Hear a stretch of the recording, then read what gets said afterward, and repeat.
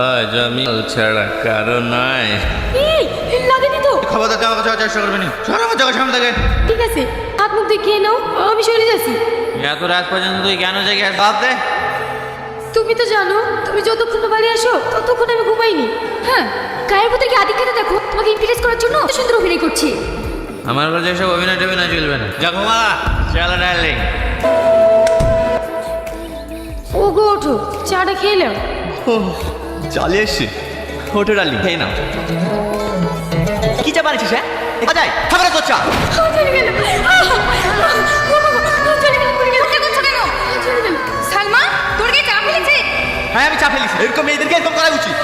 Tony, তোর গ্রামের মেয়ে বলে যা করে সব কিছু সহ্য কর, আর তুই তার উপর এরকম অত্যাচার করছিস। বেটি ওর উপরে এমন অত্যাচার করবি এর থেকে পালিয়ে যেতে বাধ্য হচ্ছে আমার পথের কথা। ও এই কথা, সে ডিভোর্স দিয়ে দিবি? সেটা করে কি আছে? ও ডিভোর্স দেবে কিনা তুমি সেটা ব্যক্তিগত ব্যাপার।